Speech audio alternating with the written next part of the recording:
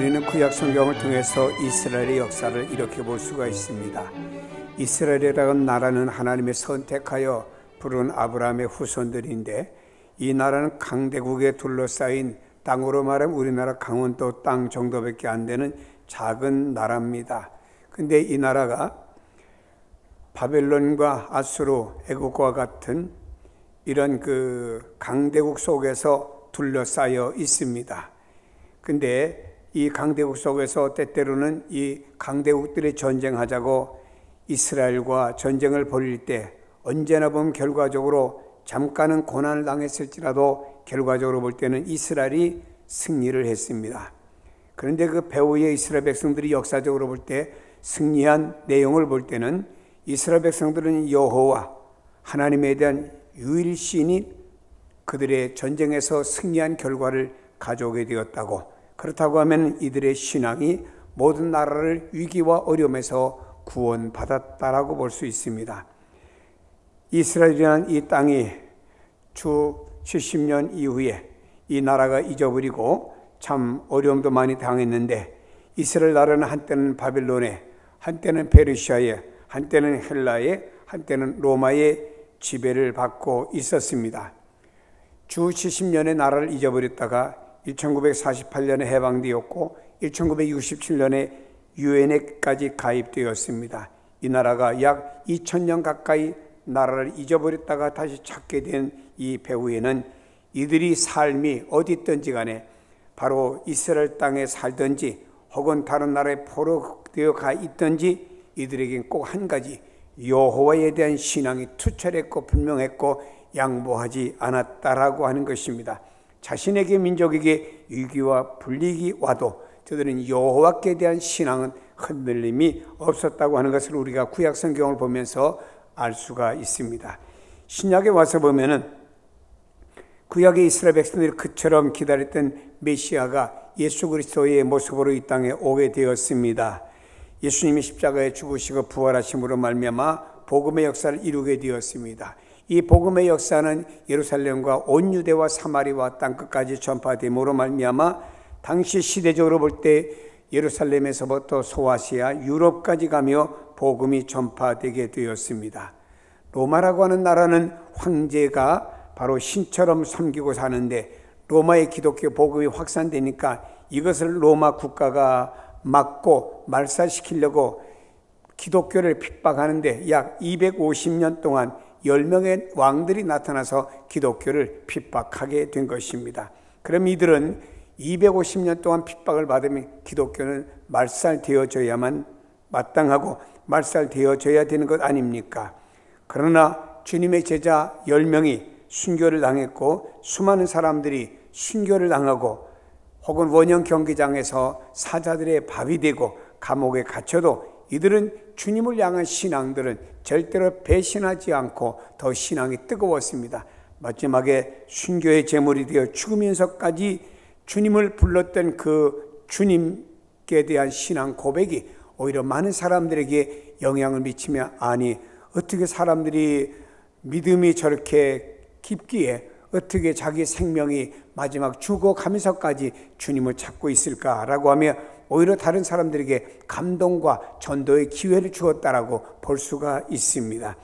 이들은 믿음을 지키기 위해서 카타콤베라고 하는 지하 공동묘지에 들어가서 평생을 그곳에 살면서도 오직 그 믿음 하나 부여잡고 평생을 살아갔던 사람들이 있었음을 볼 수 있고, 로마가 기독교를 박해하고 250년 동안 힘들게 했던 로마라는 나라가 결국에는 기독교 국가로 변화되는 역사가 일어나게 되었습니다.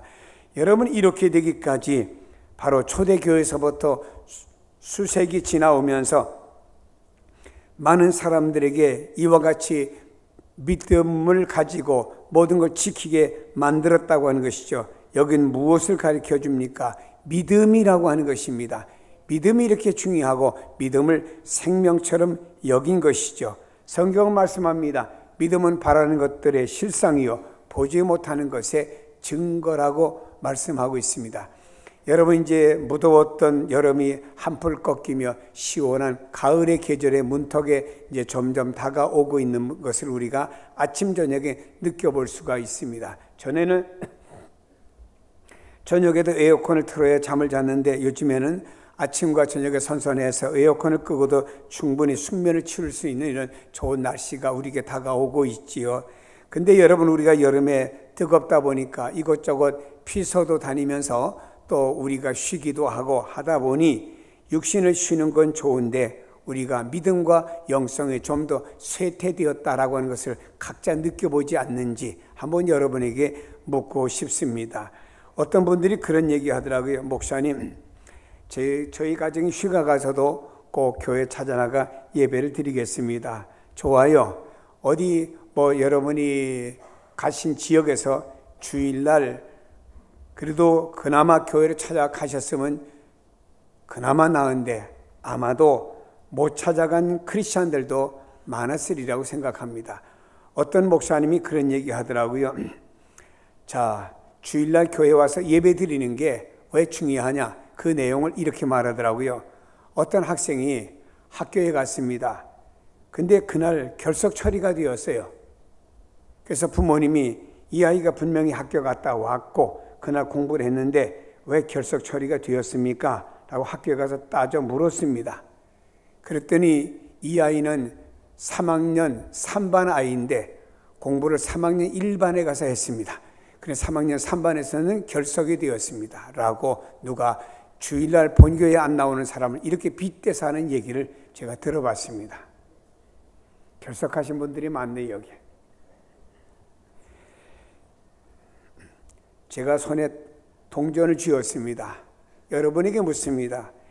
내 손에 동전이 있는 것을 당신들이 어떻게 확인할 수 있습니까? 할 때 두 가지 중에 한 가지입니다. 하나는 손을 펴봤을 때 목사의 손에 동전이 있네 하는 것과 또 한 사람은 목사의 손에 동전이 있는지 없는지 모르지만 목사 동전이 있습니다 하는 그 말을 믿고 펴보지 않았어도 확신하는 사람이 있고 두 종류가 있습니다. 여러분, 펴봤을 때 동전이 있구나 확인하는 것은 그냥 지식입니다. 그러나 펴보지 않았어도 이 속에 동전이 있다고 하는 것을 믿는 것이 그게 믿음이라 이 말이에요. 우리는 모든 믿음을 지식을 갖고 자꾸 믿고 확인하고 믿으려고 합니다. 믿음은 성경에 바랄 수 없는 것들의 실상이고 보지 못하는 것의 증거다라고 말씀하고 있습니다. 우리 하나님께서 여러분에게 요구하시는 게 뭔가요? 많은 헌금을 하는 것. 그래서 우리 하나님의 교회가 부자가 되는 걸 하나님 요구하실까요? 아닙니다. 여러분이 이 땅에 나가서 참 믿음의 사람으로 윤리적으로 모든 삶에 반듯하고 세금도 떼어먹지 않고 이 땅의 질서를 지키며 바르게 살아가는 것, 이것만을 요구하실까요? 그건 일반인도 그렇게 할 수 있고 또 우린 그렇게 다 살 수도 없는 연약한 존재라고 하는 것입니다. 주님이 이걸 보고 우리가 좋다 나쁘다 우리를 평가하실까요? 아니라고 생각합니다. 주님은 우리가 부족하건 연약한 것 간에 우리 예를 통해서 주님이 요구하시는 건 한 가지입니다. 믿음입니다. 그래서 우리는 찬송을 부를 때도 믿음이 이기네 믿음이 이기네 이 찬양을 부르는 것입니다. 오늘 성경 본문의 말씀 복음서에 나타난 예수님의 치유 사건 중에 하나입니다. 여러분, 근데 오늘 본문 말씀을 보면은 주님께서 야이로 회당장의 가정에 가서 죽었던 그 딸을 살렸다. 이것이 강조점이 아닙니다. 주님은 여기에서 강조하는 내용이 뭐냐? 치유받았다, 살아났다가 아니고 주님의 강조점은 바로 믿음이라고 하는 것을 우리에게 강조하고 있는 것입니다. 믿음이란 뭐죠? 믿음이란 하나님을 신뢰하고 그분의 약속과 그분의 인도하심을 따라 나아가는 삶이 믿음이죠. 근데 왜 믿음으로 나아가는 길에 믿음으로 산다고 하면서 많은 사람들이 두려움이 생기고 그 두려움을 극복하지 못할까요? 그 이유는 하나님에 대한 신뢰를 잊어버리고 그분의 약속에 대해서 회의를 가지며 시시각각 변하는 주변 상황에 내가 사로잡혀 있기 때문에 믿는다고 하면서도 우리는 두려움에 사로잡혀 살아가고 있다라고 하는 것입니다. 이 두려움만 극복할 수 있다고 하면 믿음으로 주님이 이끄시는 약속의 자리에 여러분이 나가서 결실을 보게 될 줄로 믿습니다. 우리나라의 영화 가운데 관객 수가 1,700만 명이나 육박한 엄청난 흥행 기록을 세운 영화가 있습니다. 이순신 장군의 명랑 해전을 배경으로 해서 제작된 명랑이란 영화, 아마도 많이 보셨을 것입니다. 이 영화의 배경은 그렇습니다. 이순신 장군이 정치적인 모략에 빠져서 감옥에 갇히게 되었고, 백위종군하는 자세로 자신의 군영에 돌아왔을 때 이순신을 대신해서 원군이 실패로 최종의 전투함과 거북선은 모두 전함에 의해서 잃어버렸고 12척 배만 남아 있습니다. 조정은 이런 상황을 파악하고 이순신을 다시 전라 수군 통제사로 임명하여 전투에 임하도록 보냈습니다. 당시 일본의 수군은 300척에 달하는데, 이렇게 300척의 무장된 배를 가지고 있는 막강한 군인들, 수군들이 있었습니다. 이순신 진영에는 겨우 배 12척만 남아 있습니다. 이런 상황에서 군사들과 백성들은 싸워보기도 전에 두려움으로 거의 전의를 상실해버렸지요. 영화에서는 이런 상황을 간파한 이순신의 유명한 대사가 나옵니다. 이 두려움을 용기로 바꿀 수만 있다면 싸워볼만 하고 불가능을 가능으로 바꿀 수도 있다 하는 유명한 이야기를 했습니다. 두려움 때문에 사람들은 가야 될 길을 못 갑니다. 두려움 때문에 해야 될 일을, 즉 도전을 포기해버리고 맙니다. 두려움 때문에 하지 말아야 될 일들을 하며 두려움 때문에 그 잘못된 일에 끌려가는 사람들이 있습니다. 결국에 두려움을 이길 수만 있다고 하면 가야 될 길을 갈 수 있고 해야 될 도전을 실행할 수 있고 끌려다니는 인생을 끊어버리고 하고 싶은 일들을 하며 마침내 꿈꾸는 인생을 성취해 나갈 수 있는 줄로 믿습니다. 오늘 본문은 우리가 어떻게 두려움을 극복하고 온전한 믿음을 가지고 그 믿음으로 우리의 삶 속에 역사를 일으킬 수가 있느냐라고 하는 내용을 우리에게 보여주고 있습니다. 먼저 우리에게 중요한 것은 우리의 믿음의 주가 되시는, 우리의 믿음의 주, 믿음의 주체가 되시는 주님을 절대적으로 신뢰해야 된다라고 하는 것입니다. 예수님께서 가버나움 동네에 가셨습니다.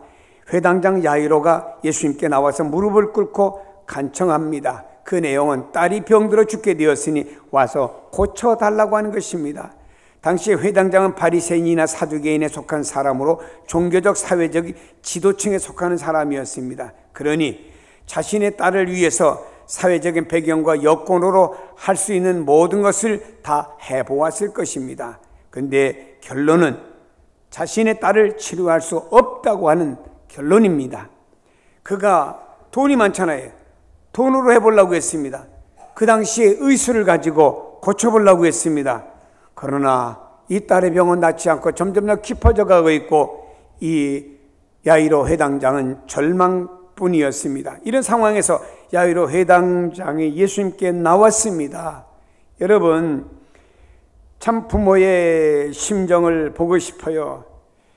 자식을 위해서라고 하면은 부모의 체면이고 사회적인 위치고 다 내놓고 이 자식이 병을 고칠 수 있다면, 이 자식이 잘 될 수 있다고 하면, 이 자식이 행복할 수 있다고 하면 부모는 어떤 일도 행하는 것이 부모가 아닌가라고 생각해 봅니다. 당시 회당장이 어떤 위치인가요, 여러분?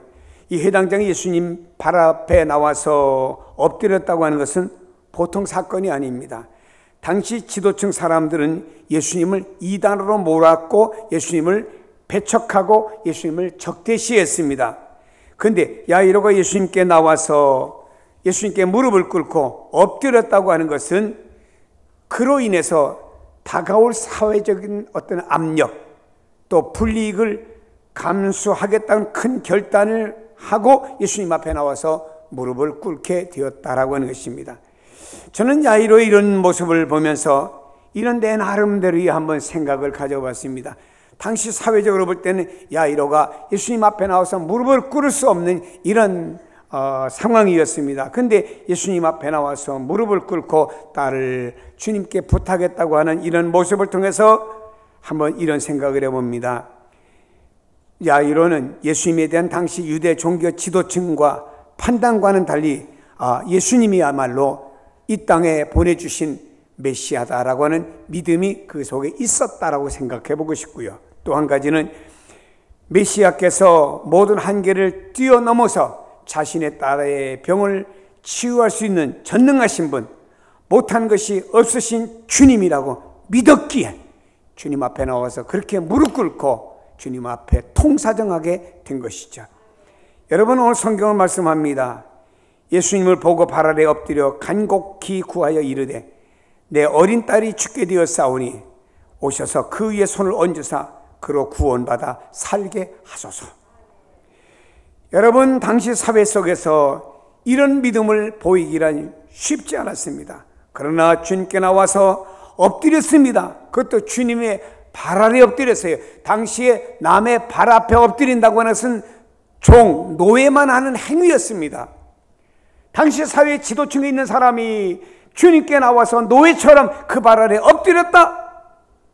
많은 사람들이 보는 앞에서, 그리고 간곡히 구하였다. 내 딸이 죽게 되었으니 오셔서 그에게 손 얹어주시고 살게 해주세요 라고 하는 것은 바로 여기 있는 야이로 회당장의 믿음을 보이게 됩니다. 이런 큰 결단과 예수님을 향한 회당장 야이로의 믿음을 주님이 보셨고 그 믿음에 대해 응답을 이렇게 하십니다. 이에 그와 함께 가실새 큰 무리가 따라가며 애워 밀더라 그랬습니다. 죽어가는 야이로의 딸을 치유하기 위해서 가는데 이제는 전적인 주님의 그 능력에만 달렸습니다. 여기는 회당장은 너무너무나 좋았고 많은 무리가 여기 있는 예수님께서 야이로 회당장의 딸의 병을 고친데 함께 가서 보자라고 많은 사람이 따라갔습니다. 분명히 그 어린 땅의 병을 이렇게 말했습니다. 내 어린 딸이 죽게 되어 싸우니, 불치의 병입니다. 고칠 수 없는 병이라 볼 수가 있겠지요. 이때 죽어가는 이 딸의 병을 고치는 주님의 능력을 보기 위해서 많은 사람들이 함께 갔고, 이제는 이 딸의 병을 고치는 것은 주님의 전적인 능력의 손에 달려있음을 보게 됩니다. 주님의 전적인 능력을 본다고 하는 것은 중요한 것이죠. 어느 선교사님이 선교에서 열심히 선교하는데 한 목사님이 그 선교지를 방문했습니다. 근데 선교사님은 선교비가 부족해서 11조를 드리지 못한다고 얘기를 들었습니다. 그때 목사님은 선교사님에게 이렇게 말했습니다. 아무리 어려워도 11조는 꼭 해야지요. 이제부터라도 11조를 꼭 드리세요. 만일에 당신의 생활비가 부족하다고 하면은 나한테 연락만 하세요. 그럼 제가 채워드리겠습니다 라고 말씀을 나누고 돌아왔습니다. 선교사님은 충격을 받고 목사님과의 약속에 용기를 얻어서 11조 생활 잘 하게 되었습니다. 1년 뒤에 선교사님이 한국에 나와서 선교 보고하러 그 목사님 교회를 가게 되었습니다. 목사님 말씀대로 제가 순종해서 했더니 생활비가 모자라지 않고 하나님 다 채워주셨습니다 라고 하는 말을 했죠. 그때 목사님께서 그 선교사님을 바라보며 이렇게 말했습니다. 선교사님 감사합니다. 그런데 왜 목사인 내 말은 철떡같이 믿으면서 성경에 하나님이 약속하신 말씀과 약속을 믿지를 못했습니까? 라고 하는 의미 있는 말을 남겼습니다. 여러분, 믿음의 여정과 그 결과는 주님이 얼마나 깊이 의지하고 그분의 약속과 능력을 신뢰하느냐에 따라서 달라진다는 것입니다. 우리는 이제 주님을 믿는다고만 이렇게 믿어요. 예수 믿고 죄 용서받고 예수 믿고 부활하여 장차 천당 간다. 그게 믿음의 전부예요. 우리의 삶 속엔 주님과 전혀 관계가 없고 우리의 삶 속엔 주님이 전혀 안 계시고 내 방법과 내 경험과 내 논리와 내가 하는 모든 일에 따라 살아가고 잘 되면은 하나님의 은혜입니다, 축복입니다라고 생각하고 잘 안 되면 어떻게 할까 두려움과 불안 속에 초조 속에 좌절하며 살아가는 것이 우리의 삶의 현실이죠. 주님은요, 우리 영적인 문제든지 육적인 문제든지 어떤 문제든지 주님은 당신을 절대 신뢰하길 바랍니다. 그 신뢰함으로 말미암아 주님으로부터 주시는 어떤 능력을 통해서 우리의 삶과 모든 일에 변화된 삶을 살아가기를 요구하는 것이 주님의 요구라고 하는 것입니다. 왜 우리는 말입니다, 이 주님의 말씀을 믿지 못하고 그분을 전적으로 신뢰하지 않느냐 이 말이에요. 우리는 내가 하나님으로부터 택함을 받았고 주님의 보혈을 통해서 구속함을 받은 하나님의 자녀들이라고 하면 누가 뭐라고든 나는 만왕에 와신 하나님의 자녀입니다. 자녀라고 하면 우리는 그분만을 온전히 신뢰해야 되는 거예요. 우리의 머리를 굴려서는 안 되는 겁니다. 그분을 온전히 신뢰하고 그분을 바라보아야 되는 거예요. 모든 문제가 다 그런 거예요. 사랑하는 여러분, 여기 있는 야이로 회당장은요, 주님을 절대적으로 신뢰했다라고 하는 것입니다. 주님이 행하시는 일을 바라볼 수 있기를 바랍니다. 주님이 지금도 살아계시며 행하는 일을 바라볼 수 있는 믿음을 가져야 됩니다. 이제 주님을 믿고 그분이 이끌으시는 삶을 가기로 결단했다고 하면 우리는 모든 것을 주님께 집중해야 됩니다. 바울이라고 하는 사람은 모든 걸 주님께 집중해서 먹든지 마시든지, 다시 말해 우리로 말하면요, 그저 아침을 먹든지 점심을 먹든지 옷을 입든지 우리의 삶이 직장이든지 사업장이든지 학교든지 우리가 무엇을 하든지 누구를 만나든지 모든 것에 대해서 우리는 집중이 어디냐, 주님에게 집중이 되어지며 주님 안에서 울타리처럼 모든 것이 이루어져야 된다고 하는 거예요. 본문에 보면 야이로가 예수님과 함께 갈 때 많은 군중들이 예수님께 둘러싸였고, 많은 군중들이 쌓이다 보니까 아무리 시간이 지체가 될 수밖에 없잖아요. 야이로는 우리 딸이 언제 죽을런지 모를 텐데 지금 살아있는데 빨리 가서 우리 주님이 안수해 주셔야 되는데 촉각을 다투고 있습니다. 이 야이로는 딸의 질병 문제를 생각하면 초조하여 견딜 수가 없습니다. 그런데 예수님이 자기 집으로 향해 가는 도중에 12해를 혈루증으로 앓는 여인이 예수님께 와서 예수님의 겉옷을 만졌습니다. 병이 낫는 기적의 역사가 일어났지요. 예수님께서 가던 길을 멈추고 누가 내 옷을 만졌냐고 제자들이 말합니다. 아니, 많은 사람이 이렇게 운집해 있다 보니까 밀리고 밀치고 하다 보니 예수님의 옷을 누가 만질 수도 있지 왜 그 예수님 그 옷 만졌다고 뭐라고 하십니까? 지금 가다가 이런 역사가 일어나면 지체가 되었습니다. 주님 말씀하시기를 내 몸에서 능력이 나갔다 하니까 이 여인이 와서 주님 앞에 무릎을 꿇고 자처지정을 말합니다. 감히 내가 주님 앞에 기도해달라고 할 수는 없고 나는 주님의 겉옷만 만져도 낫겠다는 믿음을 가지고 만졌더니 내 병에서 고침을 받았습니다. 할렐루야, 주님이 고쳐주셨습니다. 이러고 영광 돌리는 이 사건이 일어나게 된 거예요. 이러다 보니까 이 사건 과정 속에 또 시간이 또 지체가 된 겁니다. 야이로는 점점 초조해지고 불안에 빠져들게 되었습니다. 군중들이 짜증스럽고 결정적으로 시간을 지체케 한 혈루증으로 이 시간이 지체된 여인이 원망스러울 수밖에 없는 것이 아버지의 심정이었겠지요. 그런데 여러분, 이런 심정도 있습니다. 왜 예수님이 우리 가정을 가시는데 빨리 갈 수 있도록 길을 좀 터줘야지 군중들이 왜 에워싸 있느냐, 왜 가는 길에 이 여자는 또 와서 주님께 병 고침을 받겠다고 겉옷을 만지는 이런 사건이 왜 일어났느냐, 이런 것들이 여기 있는 이 야이로라고 하는 사람은 자기 입장에서 볼 땐 말입니다, 짜증스럽고 원망스러운 내용이었다 이 말입니다. 우리는 내 입장에서 생각할 때는 모든 것이 짜증스럽고 원망스럽고 그럴 때가 있다 이 말입니다. 그러나 이것을 바꿔보면은요, 짜증스럽고 원망스러운 내용이 아닙니다. 예수님을 많은 군중들이 따랐다고 하는 것은 그만큼 예수님을 신뢰할 수 있었기 때문에 예수님을 따른 것 아니냐 생각할 수가 있는 것이고요. 그동안 야이로 회당장은요, 유대 종교 지도자들이 예수님을 일개 사이비로 취급을 했습니다. 그래서 그분의 행적을 외면해 왔습니다. 하지만 일반 군중들이 예수님의 가르침과 예수님의 행적을 그대로 믿고 따랐고 많은 역사가 일어난 것을 볼 때, 이렇게 많은 군중들이 예수님을 따르는 것을 볼 때 예수님의 말씀이 옳고 예수님이 하시는 놀라운 일들이 사실이구나 라고 하는 것을 확신할 수 있잖아요. 한 사람이 뭐 하는 것보다 100명이 1000명이 더 확신할 땐 더 옆에 있는 사람도 더 확신을 가질 수 있는 것이 현실 아닙니까?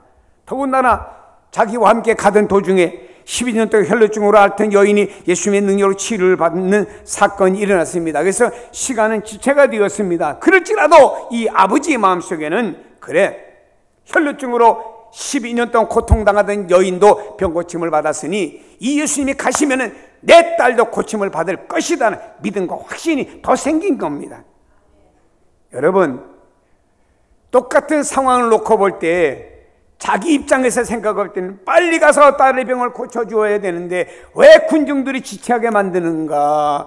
왜 이 여인은 나타나서 또 병고침 받고 이렇게 시간을 지체하게 만드는가? 초조하고 불안하고 원망스럽고 짜증나고 자기 입장에서 볼 때는 그럴 수가 있습니다. 그러나 반대적인 믿음의 입장에서 볼 때는 이렇게 많은 사람들이 주님을 따르는 거 보니까 주님은 진짜구나. 여기 있는 12년 동안 혈루증으로 고통당하던 여인이 고침받은 거 보니까 이 예수님이 가시면 내 딸도 고침받을 수가 있다. 믿음을 갖는 이런 긍정적인 믿음이 여기 있는 야이로 회당장 속에는 있었다라고 하는 것입니다. 여러분요, 예수님을 바라보고 그분이 행하시는 일을 집중하여 바라보면 이 모든 상황은 아주 긍정적으로 감사할 수가 있습니다. 근데 여러분, 자신의 일에만 집착하며 이런 예수님이 행하시는 일들이 이런 자신에게 집착되는 사람에게는 보이지가 않습니다. 사랑하는 여러분, 오늘날의 신앙의 모습이 바로 이렇게 나누어질 때가 있어요. 동전의 양면처럼 나누어질 때가 있다 이 말입니다. 하늘과 땅이 다르듯이 나눠질 때가 있습니다. 어떤 상황 속에 있을 때 인간적으로 불안하고 초조하고 자기 생각 속에서 이렇게 결론 나리고 뭐하는 사람이 있는가 하면 어떤 상황 속에 믿음으로 하면서 그 믿음으로 행하는 내용 속에서 이렇게 될 것이다라고 오히려 긍정적으로 바라보는 믿음의 사람과 나눠질 수가 있습니다. 오늘날의 많은 사람들의 신앙의 모습을 이렇게 나누어 볼 수가 있습니다. 오늘도 주님은요, 잘 기억해야 됩니다, 여러분. 오늘도 주님은 믿음의 사람들에게는 수많은 능력과 기적의 역사를 체험하도록 만들어줍니다. 우리 주변에서는요, 아니 지구촌에서 보세요.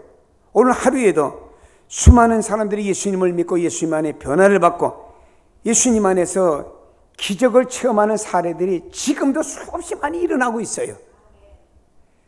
아니, 여기 12년 동안 혈루증으로 고통당하다 치유받은 여성은 성경에 한 사람일까요? 아닙니다. 지금도 이런 치유 역사는 일어나고 있습니다.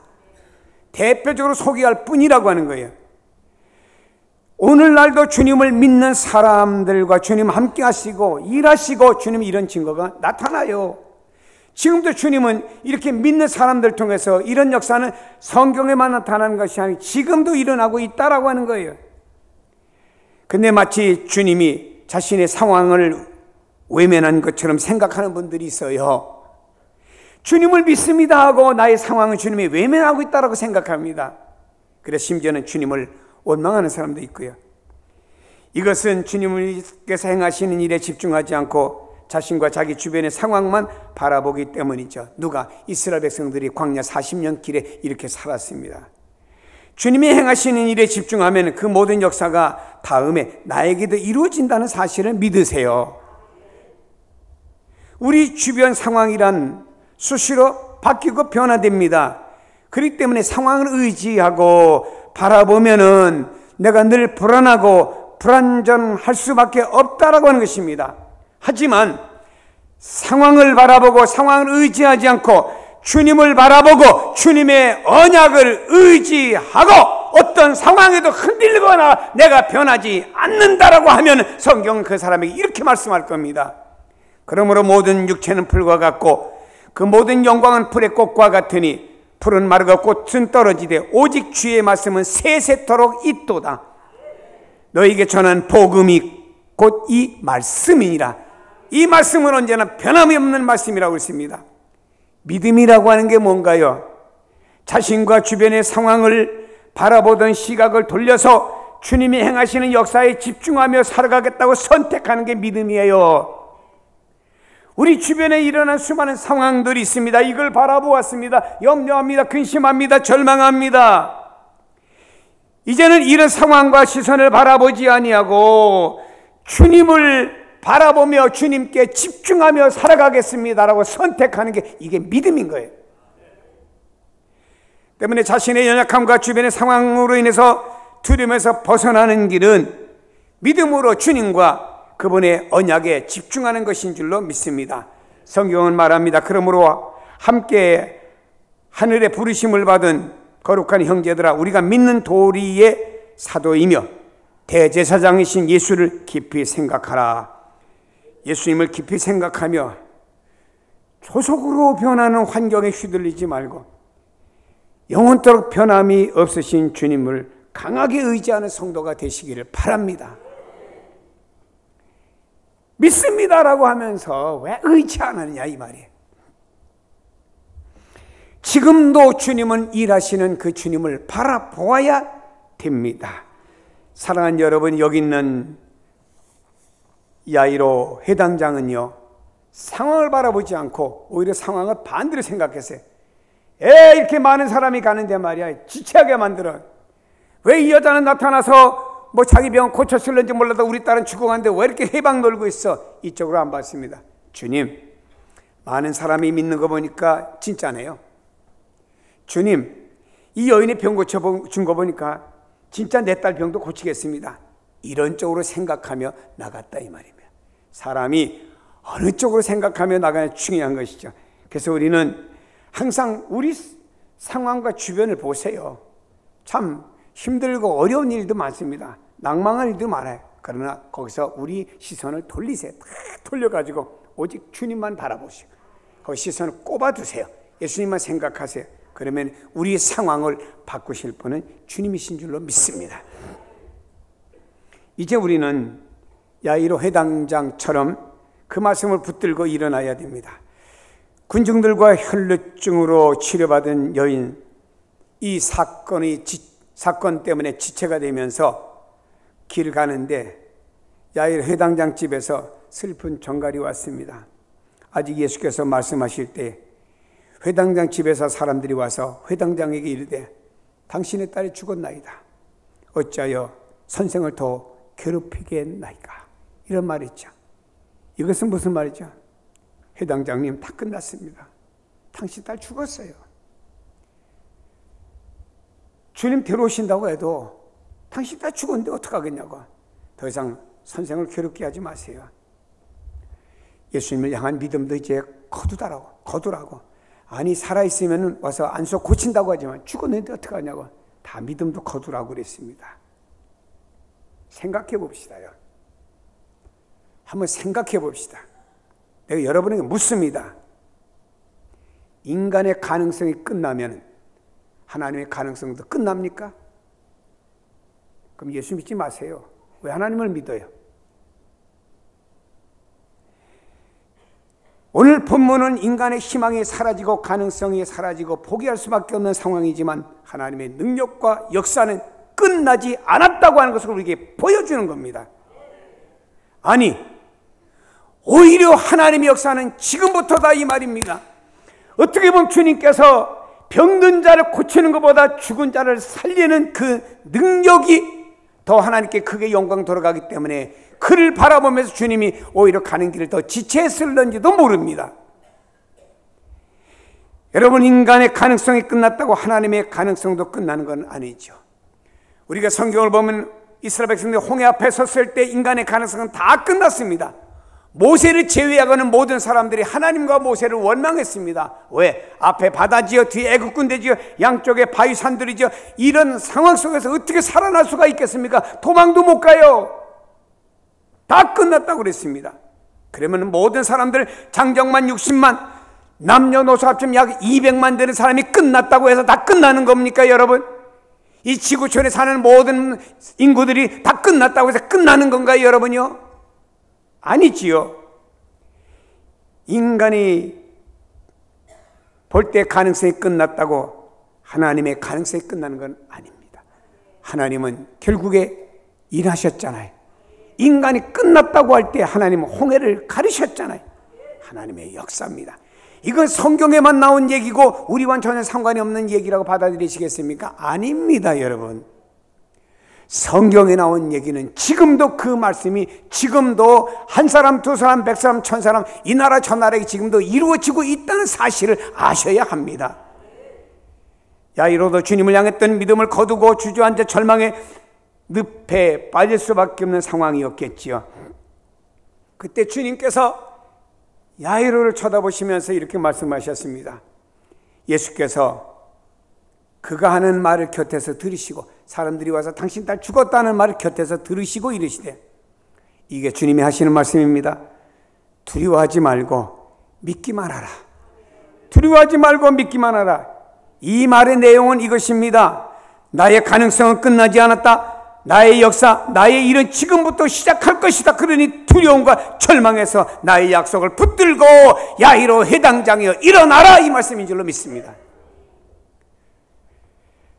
여러분, 오직 하나님만이 죽음 너머에 가능성을 열어 일하시는 분인 줄로 믿습니다. 때문에 믿음의 사람들은 죽음 앞에서도 하나님의 능력과 하나님의 가능성을 믿고 새로운 희망을 가질 수가 있는 것입니다. 아브라함이 보여준 믿음을 한번 볼 필요가 있습니다. 아브라함은 자신의 아내 사라가 경수가 끊어졌기에, 다시 말해 이미 폐경이 되었습니다.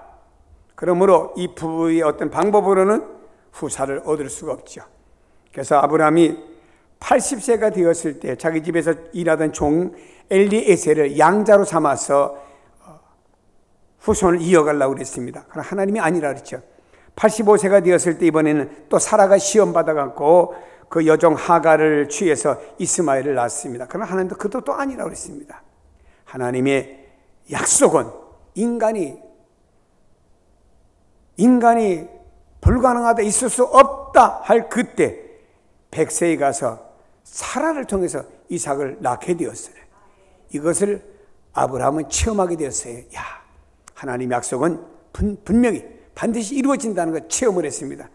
그런데 아브라함이 하나님께서 모리아 산에 이 이삭을 데려다 제물로 죽여서 제물로 바치라, 이 말입니다. 제가 지난주에 2부 예배는 다른 게 설교하는 바람에 1부 예배 이 설교를 했습니다마는, 여러분, 이 사건이 말이에요. 자, 구약에 일어난 사건인데 구약으로 끝나지 않고 또 이 사건을 그대로 다 히브리서에 또 기록했어요. 그럼 왜 구약의 아브라함의 사건은 끝나지 않고 신약에 와서 히브리서에 왜 또 기록을 또 했습니까? 그것은 구약에 일어난 사건이 신약에 와서도 이루어진다고 하는 것을 보여주는 내용이 아니겠습니까? 여기 보면은요, 아브라함이 독자 이삭을 하나님께 드리라고 하는 시험을 받게 되었죠. 여러분, 그 이삭을 향해서 칼을 들었을 때 하나님 스톱시키고, 야, 네 아들까지도 내게 바치려니 네 믿음이 있는 걸 내가 알았다 보았다. 하나님이 그의 믿음을 더 인정했습니다.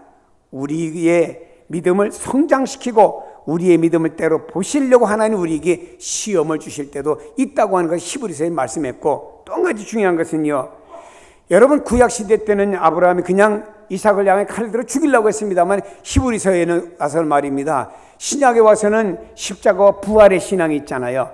근데 여기 히브리서에서는 이렇게 말합니다. 아브라함이 이삭을 찔러서 죽여서 하나님께 드리면은 아브라함은 이삭을 다시 부활시켜서 그를 통해서 자손을 이어갈 것을 믿고 드렸다고 했습니다. 여러분 이것이 중요하잖아요.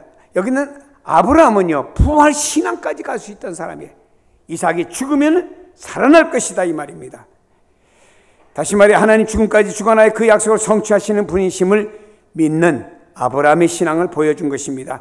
야이로는 이 주님의 약속을 믿고 일어나 마침 자신의 딸이 살아나는 기적의 영광을 보는 주인공이 되었죠. 하나님은 죽음이란 최악의 절망 속에서도 우리에게 무엇을 요구하시냐? 믿음을 요구하신다, 이 말입니다. 여러분의 환경이 어떠하고 만신창이가 되었을지라도, 여기서는 더 이상 소생의 어떤 내용이 없을지라도 주님은 그런 상황 속에서 우리에게 요구하는 건 딱 한 가지라, 이 말이에요. 믿음입니다. 그 믿음을 가질 때 상황은 주님이 바꿔주신다고 하는 거죠. 세상의 모든 사람들에게 죽음은 끝이지만 우리에겐 새로운 시작이 되는 겁니다. 그러므로 두려워하지 마세요. 믿기만 하세요. 그리고 주님의 말씀을 붙잡고 일어나세요. 기독교는 기적의 종교입니다. 교회는 삶과 죽음을 초월하여 하나님의 약속을 붙잡고 그것이 성취된 기적이 체험되는 현장이 교회입니다. 이런 역사가 일어나기를 바랍니다. 저는 제가 30대 후반부터 부흥회를 다녔어요. 근데 간증 얘기도 하는 게 사실 얘기를 하는 겁니다. 30대 후반과 40대 쭉 들었으면서 부흥회 가는 것마다 기적이 많이 일어났어요. 병든 자도 일어나고 많은 기적이 일어나는 걸 제가 봤어요. 그분들의 믿음으로 일어나는 거죠. 요즘에도 제가 집회를 다녀봅니다. 그런 현장이 별로 안 보입니다. 왜 그럴까요? 현대인들이 자기 이성과 자신들의 머리는 의지하고 상황 의지하는지는 몰라도 주님을 향한 믿음이 없어요. 전에 우리 교회가 구성전에 있을 때 특별 집회를 합니다. 다시 말해 우리가 특세를 한다든지 특별 집회를 할 때 그때 많은 분들이 나 이 병 고침 받았어요. 저 병 고침 받았어요. 많은 간증자들이 일어났어요. 지금은 특세를 해도 그런 역사가 안 보여요. 왜 그럴까요? 문제는 믿음이라고 하는 겁니다. 우리의 믿음. 믿음이 중요한 거죠. 여러분, 교회는요, 삶과 죽음을 초월하여 하나님의 약속을 붙잡고 그것이 성취되는 기적을 체험하는 것이 교회인 줄로 믿으시고 여기에 여러분들의 주인공들이 되시기를 주님의 이름으로 축원합니다. 교회는 하나님의 능력을 체험하고 하나님의 기적을 체험하는 현장이 되게 될 때 여러분의 신앙은 더욱더 탄력을 받게 되는 거예요. 하나님을 나의 수준에서 이해하며 하나님의 능력을 내가 제한하지 말자, 이런 얘기입니다. 하나님에게는 포기와 절망이 없습니다. 하나님은 스스로 계셔서 그 약속을 거두시지 않는 한은 그걸 성취하기 위한 모든 기적과 모든 능력은 지금도 진행형입니다. 그러므로 성도들이 현실을 믿음으로 볼 수 있어야 됩니다. 눈에 보는 상황만이 아니고 배우 위에 활동하시는 하나님을 볼 수 있는 성도들이 되기를 축원합니다. 지금 이 순간은 야이로처럼 절망적인 상황을 맞이할 수도 있습니다. 더 이상 소망이 없다고 생각이 될 수도 있습니다. 그렇다면 하나님의 약속을 붙잡고 우리는 이제 그분의 음성을 기대할 수밖에 없습니다. 뭐라고 말합니까? 두려워하지 말고 믿기만 하라, 이 말입니다. 그래야 어려운 상황 속에서, 어려운 환경 속에서 일어나 달리닫고 많은 은혜가 여러분에게 있기를 바랍니다. 여러분이 세상 앞에 아무리 작고 초라해 보여도 주님의 약속을 붙잡고 그분의 능력을 바라보면 여러분에게 하나님의 능력을 통해서 여러분을 일으키실 것이고 이 세대를 살아가는 여러분을 주인공으로 하나님 만들어 주실 줄로 믿습니다. 부디 이제부터 두려움 대신에 믿음을 가짐으로 말미암아 하나님의 전능하신 능력을 날마다 체험하는 성도가 되기를 축복합니다. 기도하십니다.